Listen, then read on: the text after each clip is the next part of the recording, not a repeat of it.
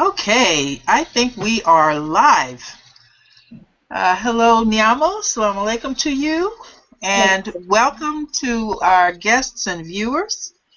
This is part 2 of our webinar called Black Lives Matter, Using Essential Oils to Reduce Stress from Socio-Economic Violence, otherwise known as Niamo and I have referred to it as removing post-traumatic slave syndrome using essential oils. And I just want to welcome our guests and viewers.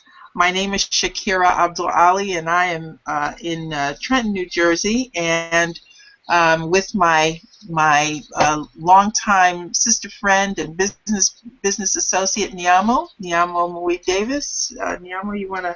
Glad to be here. Glad to be here. Shout out. Okay. Excellent.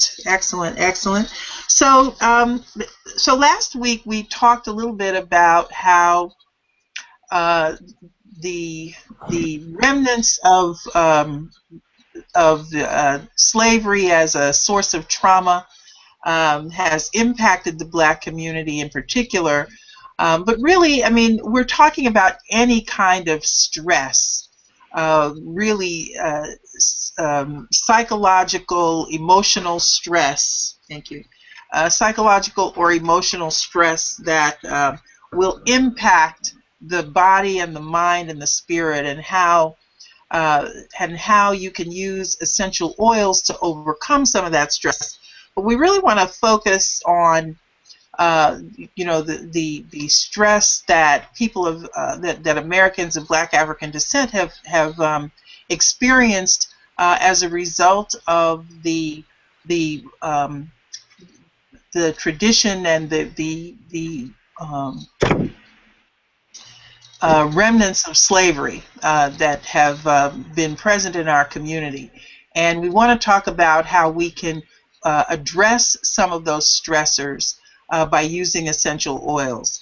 And so tonight we were going to focus on the financial stressors and the kinds of oils that we can use to overcome those. I want to talk a little bit in depth about the nature of the stressors that kind of have shown up as patterns in our community. I want to address those very specifically. And Niamo is going to talk in more general terms about the nature of vibration and frequency that accompanies stress, and the kinds of oils that we can use to overcome negative vibrations and negative frequencies, or frequencies that that lead to dis-ease. I want to be. I'm very specifically saying dis-ease here. They show up like chronic conditions, like asthma, heart disease, bronchitis, high blood pressure, other challenges. I know I'm missing a lot, but those are the ones that are obesity. Yeah, that was the one I was going for. Those are the stressors that really contribute to a lot of ailment and ill health in our community. Niamo is going to speak to some of that. So Niamo, you want to pick up from there? Well, I thought that we might go over the financial stressors first, but if you want me to just do a lead-in, I will. Okay, yeah, do a lead-in and then I'll come back to that. Okay, so what we're really dealing with when we talk about post-traumatic slave syndrome is a certain level of stress that is generational, it's traumatic, it's imperceptible, and it's constantly there. And it is another layer on top of everything else that people of Black African descent have to go through, like everyone else in the US of A or in the world, to get a job, to have a family, to fulfill themselves in something that, have nice hobbies, good friendships, a stable home life, stable shelter, basics of life.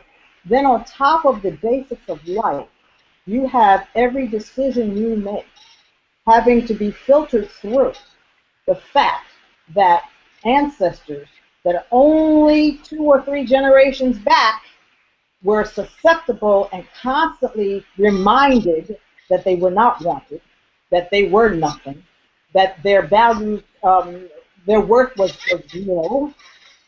Anything positive they did was because some white person helped them.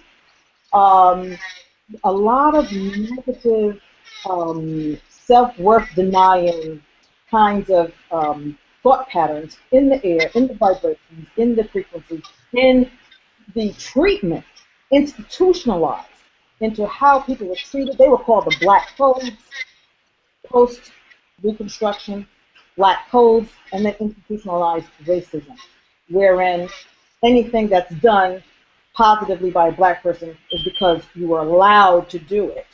You're allowed to do it by a system that's hanging over you like a huge umbrella, and you cannot really operate outside of that system. This is what we mean by the slave stress. It's just an extra layer of stress on us that is just excessive and untoward and unfair and something that no one should have to go through.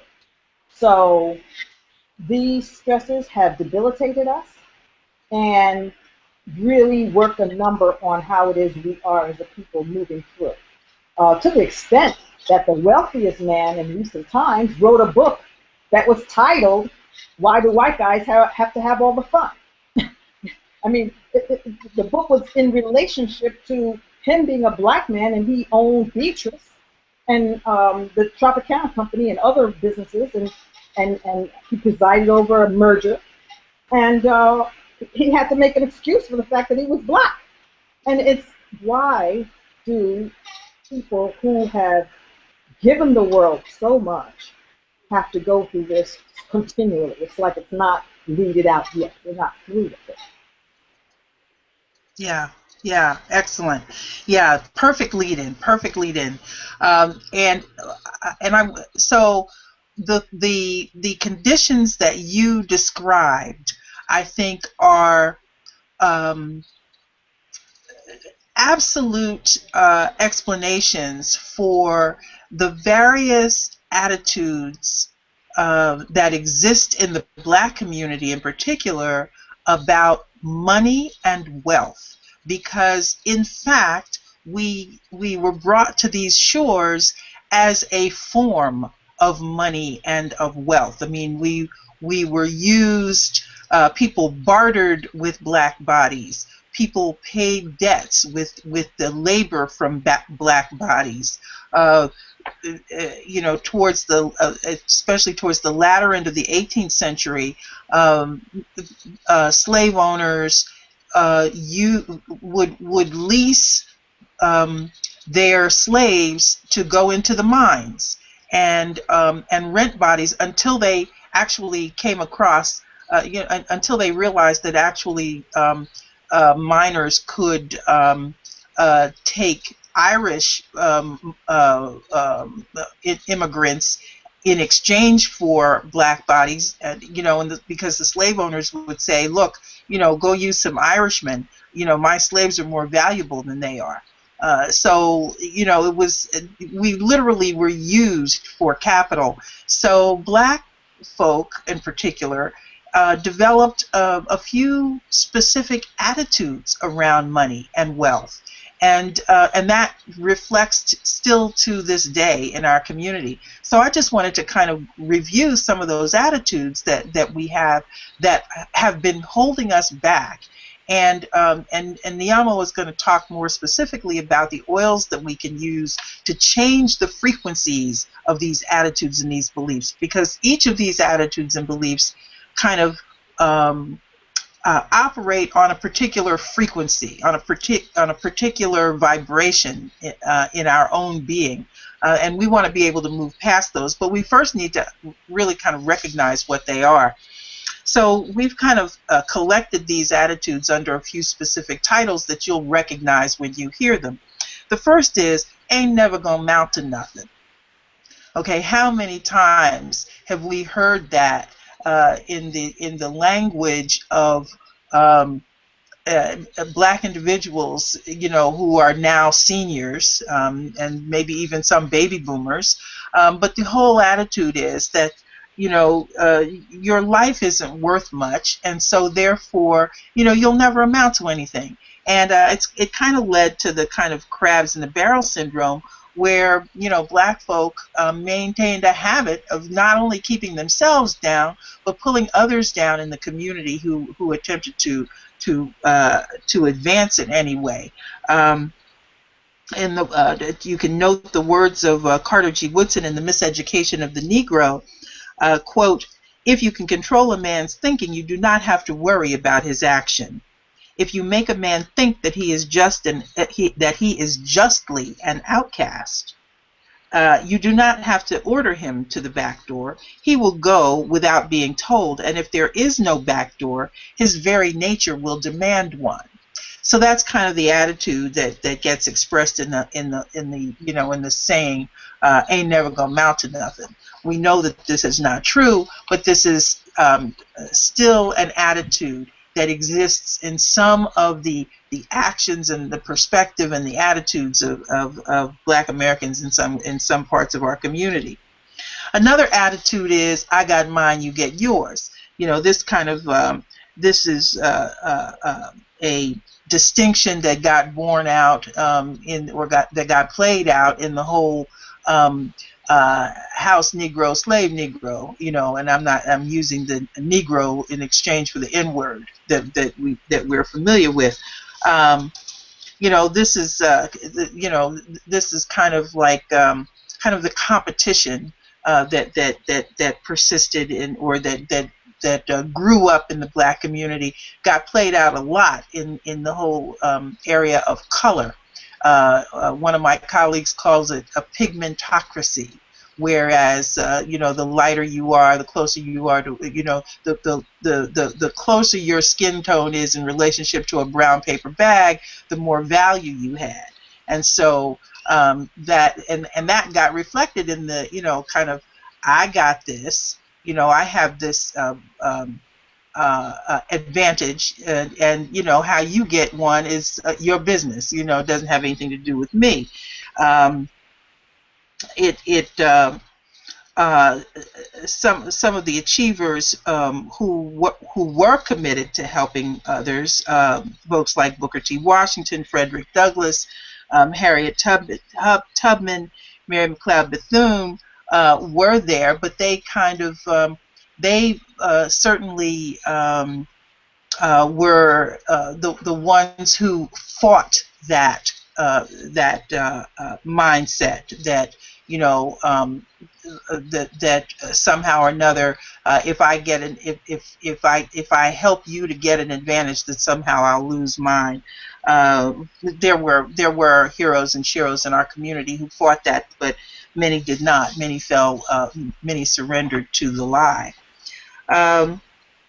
Another attitude that has emerged as a result, I think, of some of the kind of demeaning postures that occurred during the slave years is, the kind of the attitude of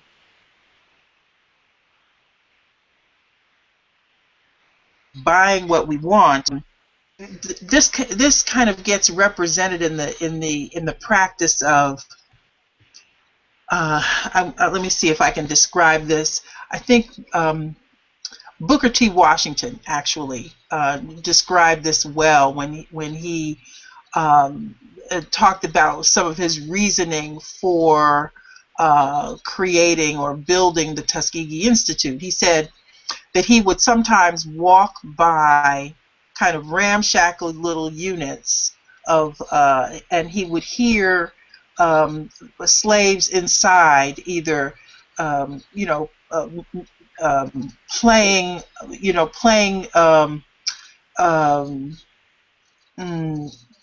a symphony type music, or what's the word I'm looking for? Oh goodness, orchestral quality music on fiddles and what have you, but they were living in kind of ramshackle conditions, or maybe they were reciting poetry, or they were reciting fine literature, but they were living in really destitute conditions. And his attitude was, this is not this is not the best use of our resources, trying to be to have kind of a refined lifestyle, living in a situation where you don't own anything. So his pathway was to help people kind of own their lives by becoming entrepreneurs or moving into agribusiness. I mean, one of the things we have heard about over the last few decades is the large numbers of people of blacks in the South who are losing land. And so if you stop and think about that for a moment, you have to realize, well, they must have had land to lose. So where did it come from? Well, it came from many of the agribusiness students that graduated from Tuskegee Institute, where Booker T. Washington sent legions of young graduates out to learn how to manage and acquire farmland where they could actually live their own lives. They didn't have to depend on the largesse of the white community or others to sustain themselves. But we don't always follow that method where we focus on ownership. We have focused on jobs, and in fact that actually leads to the next attitude that is prevalent in our community, which is living from paycheck to paycheck. We have been, especially in these last few generations, we have been kind of coached to, get a good education so that you can get a good job with benefits. Well, we recognize these days that is not that doesn't promise us a self-sustaining lifestyle anymore, because the jobs are essentially disappearing. And with the emergence of income inequality and so forth, we recognize that having a job is not necessarily the way to financial independence, but it is certainly one of the things that we were kind of taught as a result of kind of trying to pull ourselves out of the mindset that got ingrained in us during the period of slavery.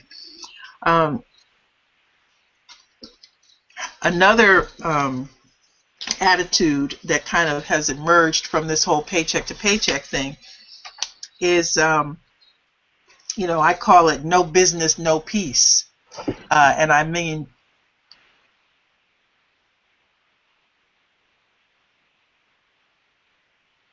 and it accompanies an attitude of that I call it, kind of I hate selling. You ask people, well, so do you want to start a business? Yes. Okay. So what is it that you want to sell? Well, I don't really want to sell anything. As though you could be in business without selling. This is not, I recognize that there is kind of this visceral reaction against selling, because I say it's because we used to be sold. So I'm thinking that maybe this emerges as a result of the reality that we were on the slave that we were on the auction block at one time, and so now anybody who does any selling is somebody who kind of leaves. You got frozen. To be able to, am I frozen now? No, you're all right now. Okay, good. So I'm sorry. So anyway, yeah. So I hate selling, no business, no peace. That's kind of another outcome from from this whole slave mentality. Couple of others. um, I can do this I call it I can do this my damn self.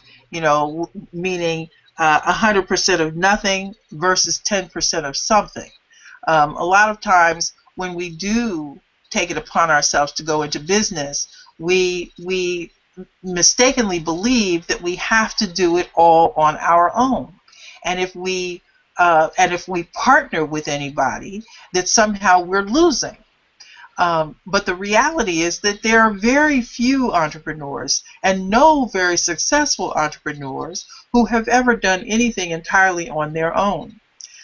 Everybody has had to collaborate in some way or another. And if we look at the principles, for example, of Kwanzaa, we have the principles of cooperative economics. This really does require that we recognize that we can have 100% of nothing, or we can have some percentage of something. So that's another, I think, a kind of an outgrowth of that post-traumatic slave syndrome. And then maybe finally, this may be not all, but this is the ones that we came up with. That and it has to do with this paycheck to paycheck. That so many of us are tied to committing ourselves to a job.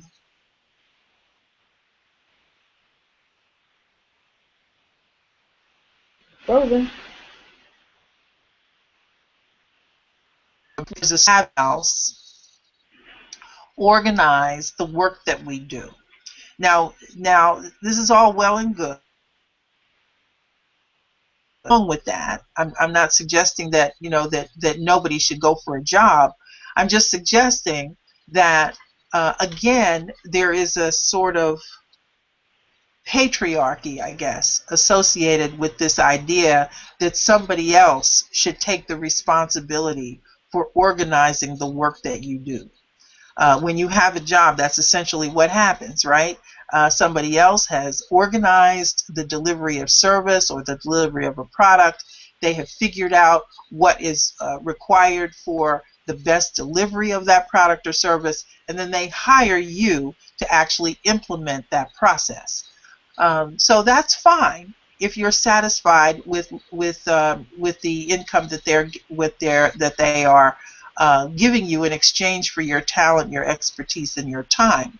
But at some point or another, you may want to take more advantage of your own expertise, your own time, your own willingness to put yourself out there. And it may be that in order to get yourself there, you have to overcome some of these other kind of mental, emotional conditions that kind of hang over our community as a result of the slave experience. So those are some of the situations that we really want to get past. And so Niamo and I are, really interested in helping us to do that by using the gift of essential oils. So Niamo, you want to talk a little bit specifically about those oils and the way that they help us? Of course, of course. Everything that you mentioned, especially Frederick Douglass's observation about the use of our time in terms of refining, uh, playing refined music, but living in a shack. It demonstrates how there's a mental imbalance, and it's not the same kind of mental imbalance where you see in movies when people go off and they do horrible things to other people, but it's a misplacement of value. And what that is saying to us is that, I'm going to get into a metaphysical, esoteric type discussion now. There's a shift away from the first eye, the third first eye. which is the fount of our wisdom, and it's not cultivated. This is an energy center that is where, if it's cultivated, if the frequency that we have in terms of our own body, mind, and spirit is high, we have access to wisdom. Without access to wisdom, we cannot make correct decisions. And so that is why we have to find and be available and be open to what is in the marketplace that can assist the growth of our wisdom. Now, certainly, wisdom comes from the creator of heavens and earth, and you don't get it just because you want it. But you do get it if you keep seeking. And you do get it if you keep looking deeply inside and taking the time to actually let your decisions go through the process that has you feeling good and does not have you feeling like you're trying to please others and trying to make a life based on what other people are doing. In other words, this outside kind of thing, rather than it being there's no out there, which is a distinction that we have. There's no out there really. So the work to do is to cultivate oneself so that one's backbone is firm and straight, and that you can make the kinds of decisions that facilitate your own growth of knowledge, understanding, intelligence, and wisdom. And so I'm looking at a specific resource at this time called Aromatherapy for the Soul. And much of what Shakira pointed to are the possible mental and emotional issues that one can have when you're dealing with what's known as the third eye, or the lack of, the perpetual lack, the generational lack, the dramatically generational lack of wisdom that is, some people call it a sixth chakra issue. Okay, there's let me stop you and just see if I can recap what you're saying, just for my own benefit and for the benefit of anyone who's listening. So what you're suggesting is that, if I'm not mistaken, is that while we in the African American community have experienced circumstances and conditions that appear as though they have been done to us, that in fact we can live our lives as though those circumstances can be contradicted by how we think about the impact.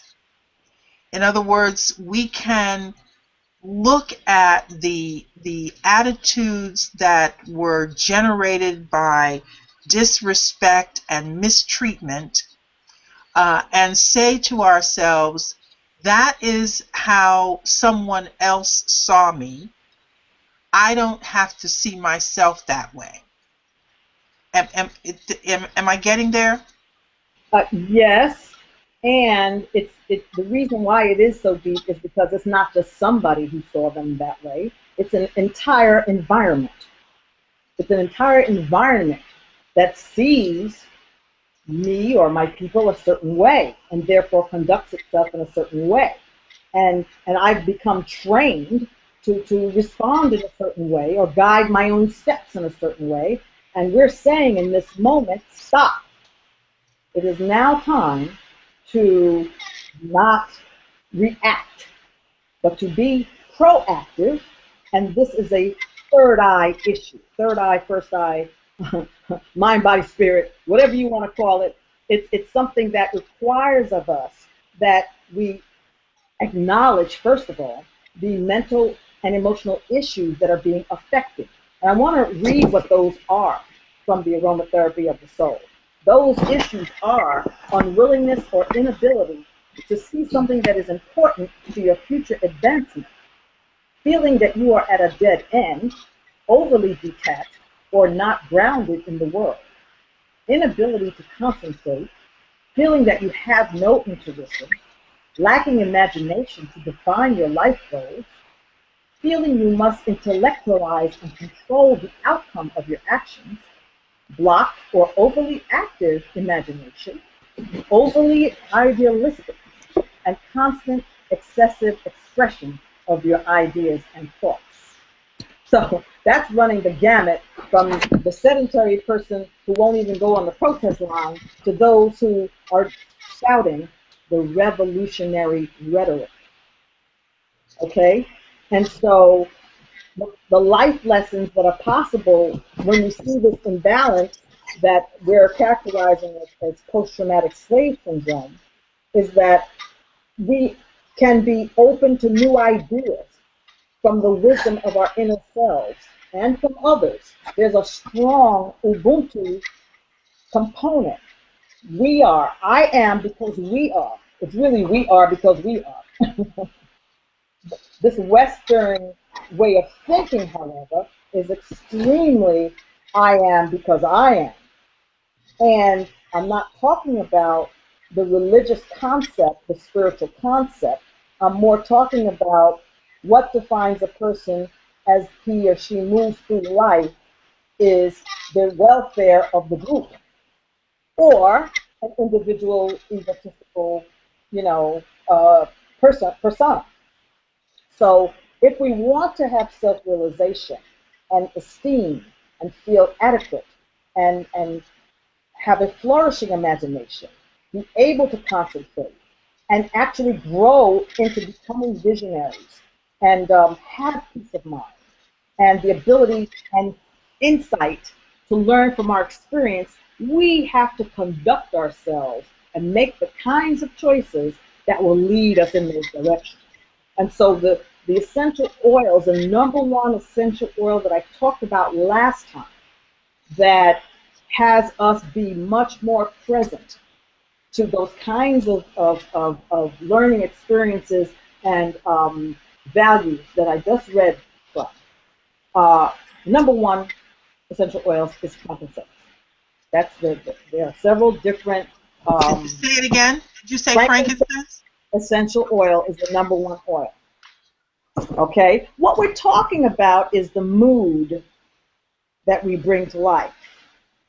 And if we're depressed, this is remember before last time I also said we talk a little bit about a medicine cabinet makeover. This is one of the items on our list.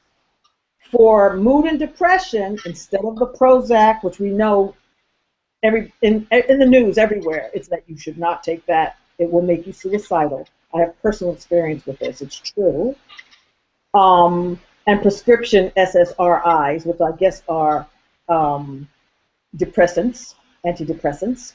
But instead of those, frankincense is the number one oil to use. Okay? And an oil blend, a couple of oil blends that have wonderful oils in them like ylang ylang. That's the one I would mention next because the blends, they have a lot of different things in them, including frankincense. And one blend is called, Stress Away. Another blend is called Peace and Calming. These happen to be blends from Young Living. But I will tell you the names of the oils that are in these blends and spend a little time on ylang ylang. In Stress Away, we have an oil called copaiba, which is anti-inflammatory. Last time, we also talked about how what the inflammation really means is anger. That's what's happening in the body. So in Stress Away, we have copaiba, we have lime. Anything that's citrus is always good for cleansing our faculties. Cedarwood, it's an excellent wood tree that is a repellent and also repels negative thought. Vanilla, acatea, which is an oil from another country, Ecuador. Lavender, which is one of the fundamental oils, the Army Swiss knife of oils it is called, meaning it has a lot of different uses.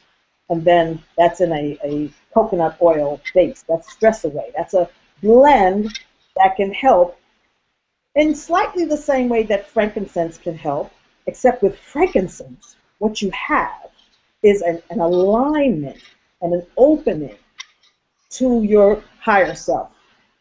Whatever you call that which made you, the frankincense can not only calm you and make stress go away, as Stress Away does, but it also can help you center and get deeper into what it is you are really here for in this life. It's excellent for meditation, okay? So those are two oils. And then the other one I just mentioned was Peace and Calming. And Peace and Calming is a blend as well. And it has in it some special oils. Blue Tansy, which is an oil from the Mediterranean region, which is known to help cleanse the liver. And again, the liver is where we are harboring a lot of the anger and emotional issues that we cannot digest well and have not expressed well, okay? Then there's patchouli in Peace and Calm, and that's high in sesquiterpenes. That's a chemical constituent group that calms, okay? A lot of people in the 70s were very much into patchouli oil. Then you imagine what would happen if you had pure patchouli oil. That's excellent for the skin, as well as lowering that fight or flight excess cortisol constituent in the blood that's making you go off. So that's also in Peace and Calming. Tangerine and orange are in there. Again, the citrus oils are very joy uplifting, joyful, make you feel joyful. Then ylang ylang. That's the one I want to spend a little bit more time on. That's also in Peace and Calming.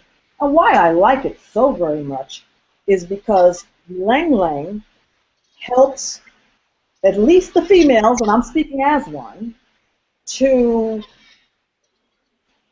balance expression such that it is not so male-oriented.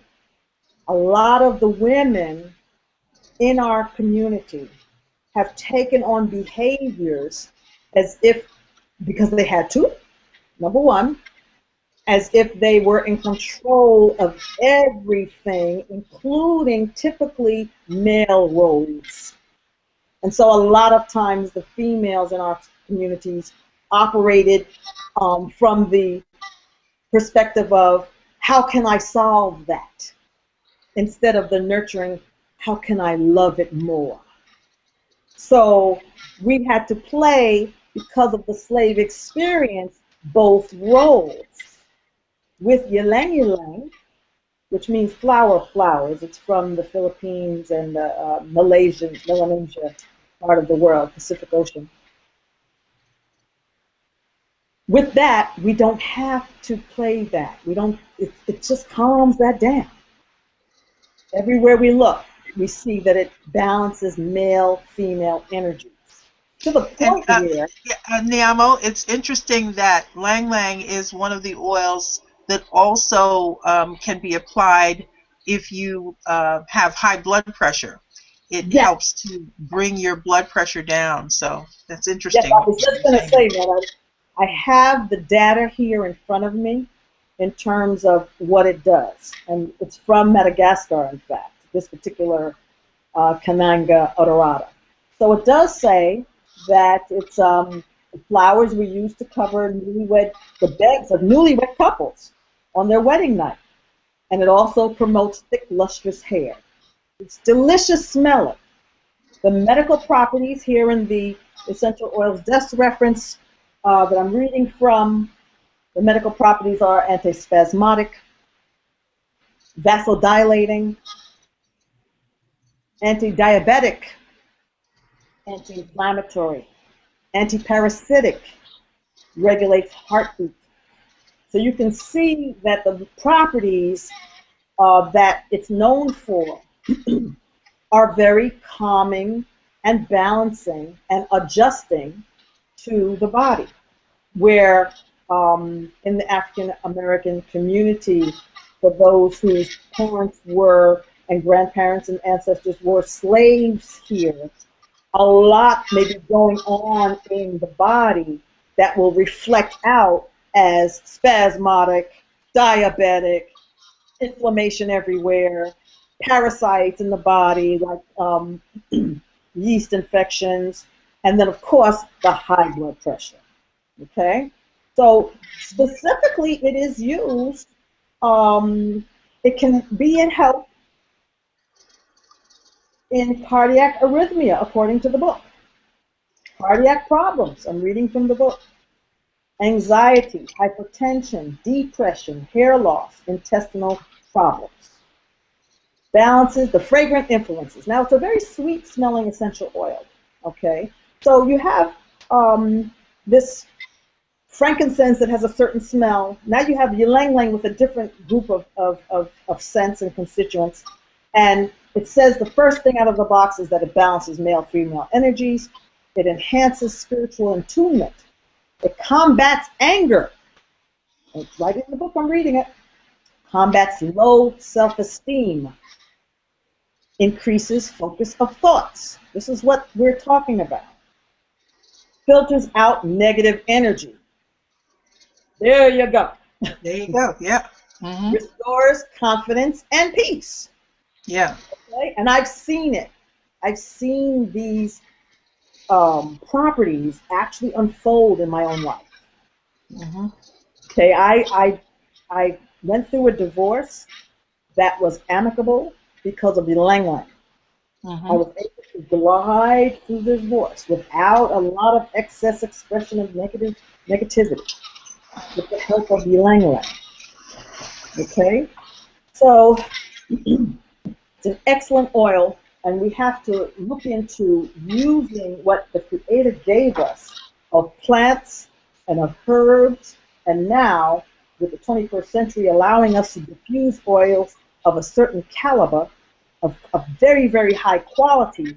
Now we can use distilled essential oils, which takes the herbal faculties and properties, you know, it just pronounces them. It just makes them much, much stronger.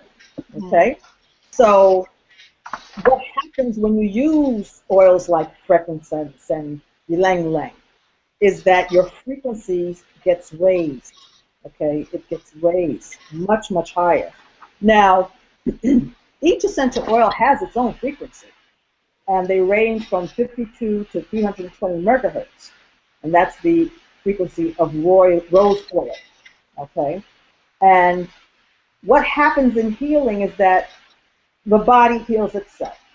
We are not saying that the oils heal anything, because in the climate that we're in, a very coercive, medicine-oriented climate, we have to be careful about how we communicate what it is that we do to help our bodies. So what I want you to know is that your body's frequency, which is normally between 50 and 70 megahertz, can be raised by using essential oils that have a higher frequency, okay? And matter of fact, 62 to 68 is the body's vibrational range or electrical frequency. And there is, in fact, I won't give you that website because it's a little old. It may not be what it is now. So we talked about peppermint last time, and peppermint's frequency is 78 megahertz, okay? Lavender's frequency is a very popular oil, so that's why I'm letting you know, is 118 megahertz. The two oils that we just discussed, ylang ylang and frankincense, we'll get into a discussion of those at another time because the resource I'm looking at doesn't have their frequency. However, I do have the ORAC value of ylang ylang, and it's 130,000, which means that it's oxygen. What is it? The free radicals. The degree to which it can clean up free radicals is very high. That's what it means. So it is a very supportive of the immune system in that way. Okay. So because it helps to lower the body is able to lower its own blood pressure when you use something like ylang ylang. It is not recommended for people who have low blood pressure. Okay? But it's wonderful if you want to be more intimate more loving, more balanced, have your energy transmuted into a more positive, strengthening energy. And that's where we want to go. So those are the 2 or 3 oils I wanted to share with you. And I wanted to share also a testimonial of a very, very emotionally upset person who just could not cope. And she just kept crying and crying and crying. And perhaps it was a menopausal or premenopausal or PMS issue. It's just that it's a person who's a naturopath was reporting that a severe emotional upset was just declared null and void for with the use of an oil. So this lady, Barbara Middleton, is saying she's from Australia. She's a naturopath, and she's reporting that her husband, a friend of hers husband, phoned one morning and said his wife was in a state, crying, very upset, and he did not know why. I asked if she was suicidal. He said no. Was there someone who could be with her all day? Yes. So I asked them to call back later on in the day when I had time to talk. They rang back, right on the time that she suggested. And then she says, she came to my place and she burst into tears as she was trying to explain to me how she felt. I put 3 drops of peace and calming essential oil into her palm and got her to rub her hands together, cup them, and breathe in the usual way.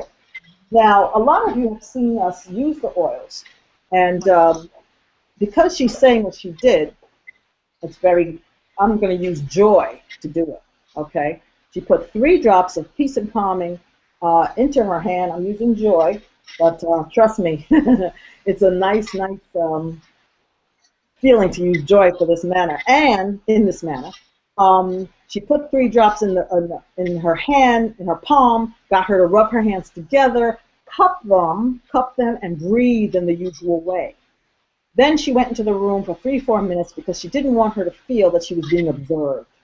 But she says, I wanted her to have the reassurance I was close by if she felt uncomfortable. When I returned, she said, she stood up, smiled at me, and said, what is that stuff? I'm a different person. And she sure was. She was happy and normal for the next 24 hours. I had given her a few drops in a small bottle with instructions to do the same thing again if the feelings started to return. She did it after 24 hours, and from then on, the problem never returned. This woman was just hysterical for no reason. Okay? Mm-hmm. We're not sure what the problem was, but it was not the breakdown the husband had suspected.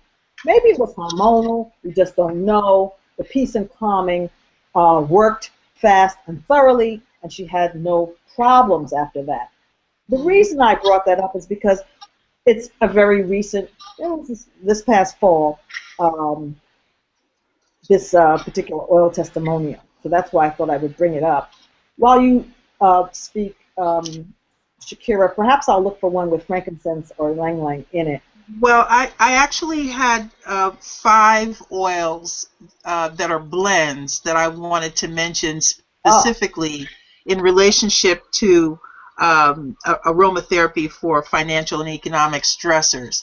Okay. Because these 5 oils, I think, are really highly valuable. The blends are amazing. I'm going to say what the oil is, it's what the oil blend is, and then I'll share what's in the oils.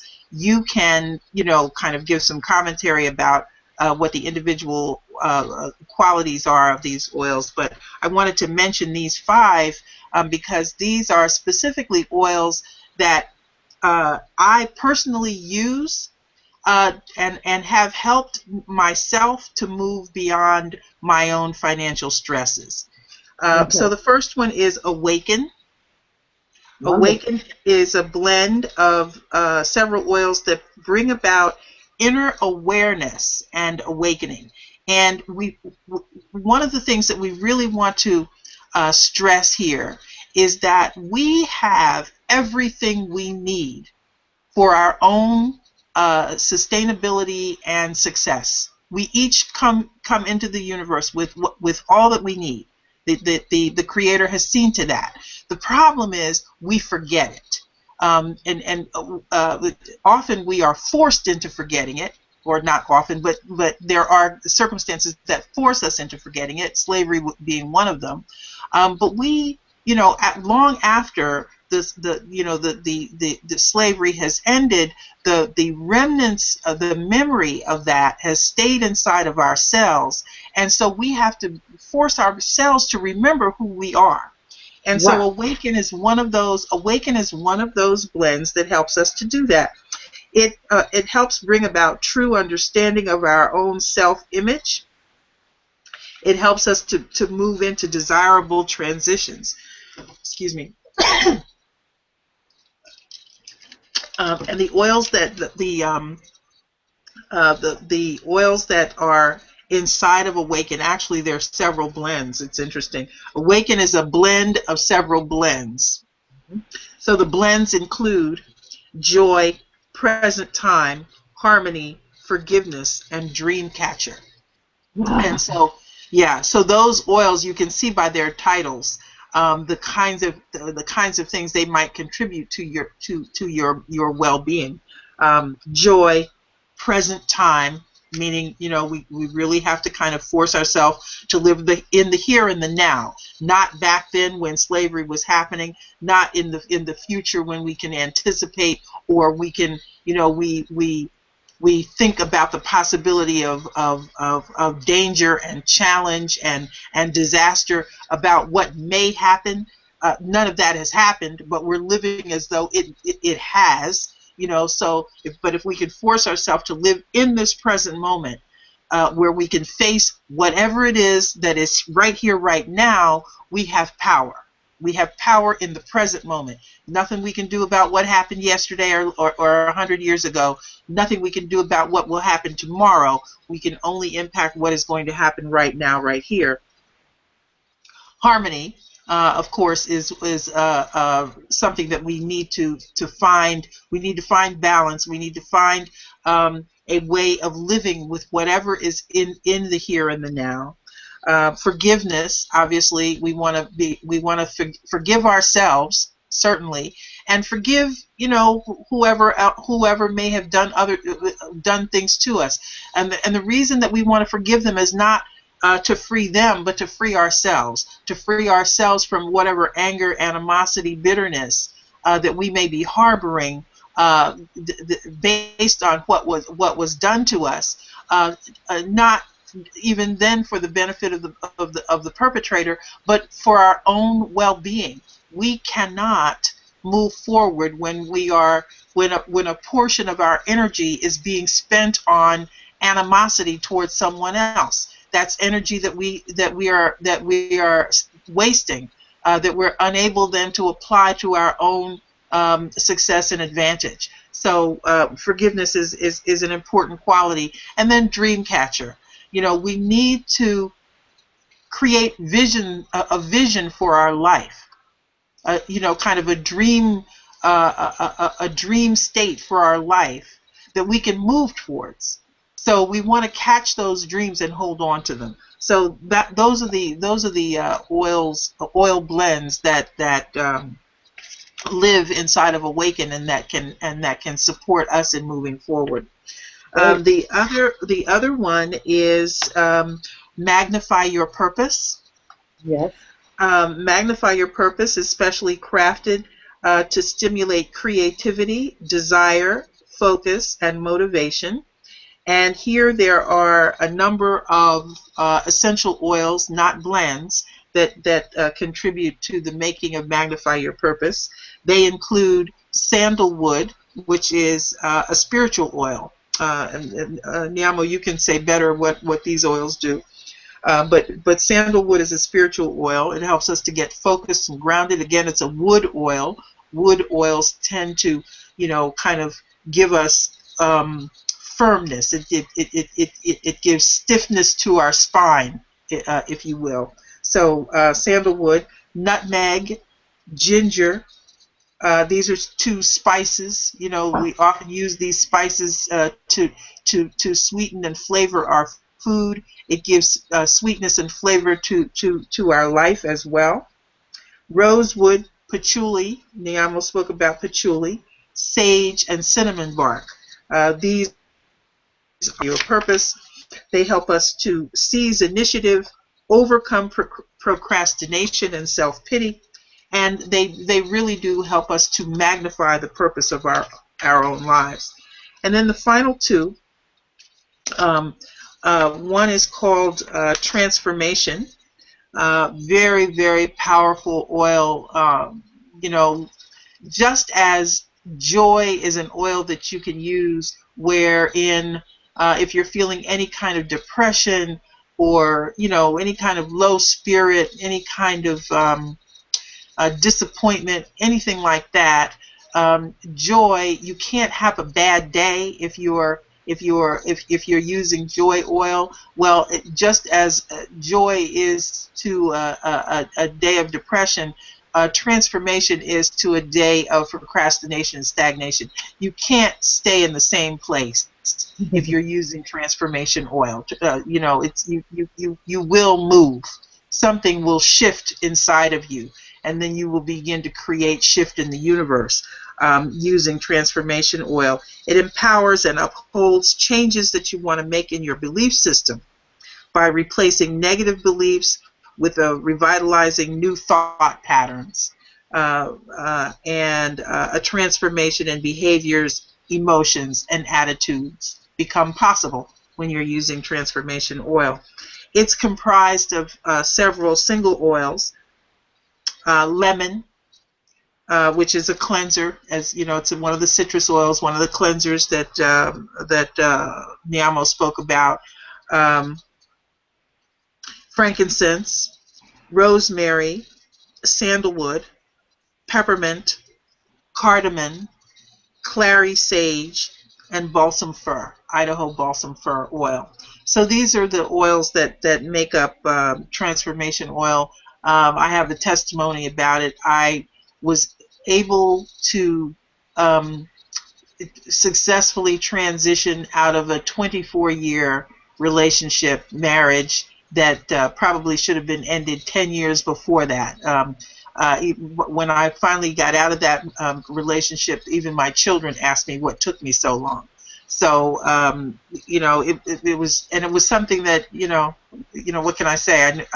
I knew that it had been over, but I just wasn't ready to leave yet. And when I started using I started using transformation oil in January of that year, and by July of that year, I was all but gone. And by September of that year, I was physically gone from the relationship. So, just to give you some testimony about how that worked.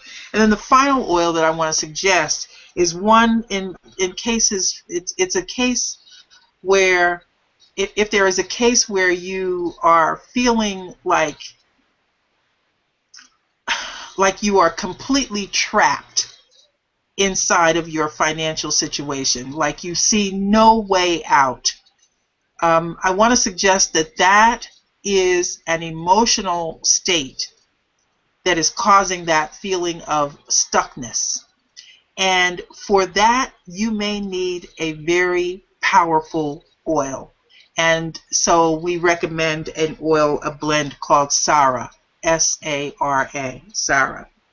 Sara is an empowering blend of therapeutic grade essential oils designed to help soothe deep emotional wounds. It may help individuals release and begin recovery from the traumatic memory of sexual or ritual torment and other forms of physical or emotional abuse. Sara is a very powerful blend. You use it sparingly and sparingly. This is an oil. The first ingredient is lang lang. Niamo already went into the power of that particular oil. Orange, rose, geranium, blue tansy, white lotus, lavender, and cedarwood. So again, very, very powerful oils to help you move past whatever financial and economic stressors may be holding you in a particular place in your life that is unsatisfactory, that is not helping you to meet your goals. We strongly recommend that you consider using essential oils to fortify your spirit, your mind, your heart in moving past whatever stressors may have been impeding your own progress. So, Niamo, did you want to? Yes, I just must say we are closing, and thank everyone for being on. But one of the threads that I heard in the blends that you mentioned was the sandalwood, and I wanted to point out that it was very high in terpenes, and it is known for helping to remove the negative programming in the cells, the negative programming that we have, and that it's stimulating to the pineal gland. And again, that's what we're talking about up here in our third eye area. You know, the sesquiterpenes that it's composed of stimulates the pineal gland and the limbic region of the brain, the center of the emotions. So that's the gland that's responsible for releasing melatonin.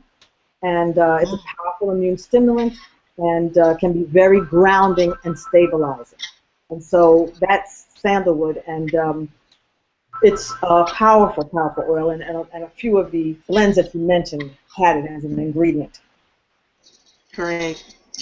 Okay, well, thank you, Niamo. I really appreciate your partnership in this exercise. I really I think I agree with you. We should continue